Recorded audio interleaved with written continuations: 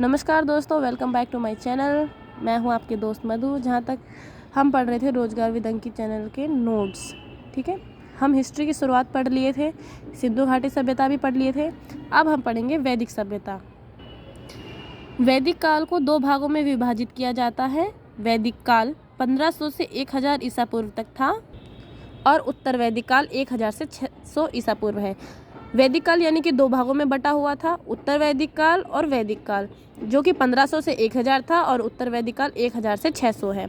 Max Muller ने बताया, आर्य समाज में मध्य एशिया ईरान से आए थे और भारत में सर्वप्रथम पंजाब तथा अफगानिस्तान में बसे। आर्यों द्वारा निर्मित सभ्यता वैदिक सभ्यता थी। आर्य समाज का अर्थ श्रेष्ठ होता है। आर्यों की भाषा संस्कृत थी और यह ग्रामीण सभ्यता थी।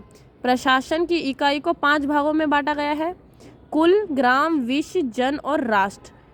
ग्राम के मुखिया को ग्रामीणी कहते थे। विश्व का प्रधान विश्वपति कहलाता था तथा जन के शासन को राजन कहते थे। सभा एवं समिति राजा को सलाह देने वाली संस्था थी। स्त्रियां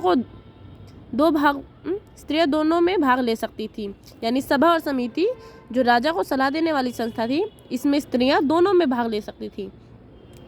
युद्ध के लिए गविष्ट शब्द का प्रयोग किया जाता है, जिसका अर्थ है गायों की खोज था। वाजपति गोचर भूमि का अधिकारी होता है।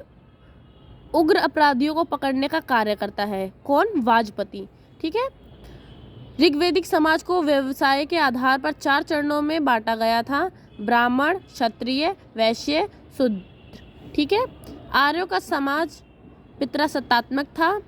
समाज की सबसे छोटी इकाई परिवार या कुल थी, जिसका मुखिया पिता होता और उसे कुलप कहा जाता था। स्त्रियां इस काल में अपने पति के साथ यज्ञ कार्यों में भाग लेती थी। बाल विवाह तथा पर्दा प्रथा का प्रचलन नहीं था। विधवा अपने मृत पति के छोटे भाई से विवाह कर सकती थी, ठीक है। जीवन भर अविवाहित रहने वाली महिलाओं को अमाजू कहा जाता था। आर्यों का प्रिय पेय पदार्थ सोमरस था। यह वनस्पति से बनाया जाता था। उपनिषद की संख्या 108 है। आर्यों का मुख्य व्यवसाय पशुपालन और कृषि था। तंबाकू का ज्ञान वैदिक काल के लोगों को नहीं था, ठीक है। आर्यों का प्रिय पशु घोड़ा और प्रिय देवता इंद्र थे। उन्हीं कपड़ों को सामूल्य कहते थे। और आर्यों द्वारा खोजी गई धातु लोहा थी, जिसे श्याम अयस्क कहा जाता था, तथा तांबे को लोहित अयस्क कहा जाता था। गायों की हत्या करने वालों को मृत्युदंड और देश से बाहर निकालने का प्रावधान था। उत्तर वैदिक में उल्लिखित सभी नदियों में सरस्वती नदी को सबसे महत्वपूर्ण तथा पवित्र माना गया था। ऋग्वेद में गंगा नदी का उल्लेख 1 बार या यमुना नदी का उल्लेख 3 बार हुआ था। इसमें सिंधु नदी का उल्लेख सबसे अधिक बार हुआ है। ऋग्वैदिक काल कंप्लीट हो गया दोस्तों। अब उत्तर वैदिक काल स्टार्ट करते हैं, 1000 से 600 ईसा पूर्व तक। उत्तर वैदिक काल में इंद्र के स्थान पर प्रजापति देवता सबसे प्रिय हो गए। उत्तर वैदिक काल में वर्ण व्यवस्था जन्म के आधार पर तय होने लगी।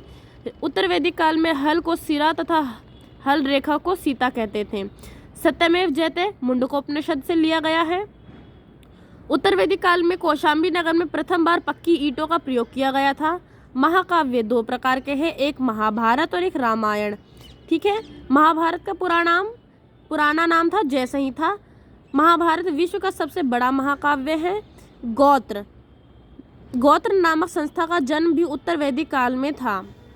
प्रमुख दर्शन एवं उनके प्रवर्तक। दर्शन और प्रवर्तक: योग दर्शन पतंजलि, न्याय दर्शन गौतम ऋषि, चारवाक दर्शन चारवाक, सांख्य दर्शन कपिल मुनि सबसे प्राचीन है, जो कि पूर्वी मीमांसा जैमिनी राय, उत्तर मीमांसा बादरायण, वैशेषिक दर्शन कणाद या उलूक। तो दोस्तों यहाँ से हमारा कंप्लीट होता है उत्तर वैदिक काल और ऋग्वैदिक काल, ठीक है। अब हम नेक्स्ट में स्टार्ट करेंगे जैन धर्म और बौद्ध धर्म, ठीक है। थैंक यू दोस्तों। आप मेरी वीडियो को लाइक शेयर एंड कमेंट करें और मेरी वीडियो को ढेर सारा प्यार दें।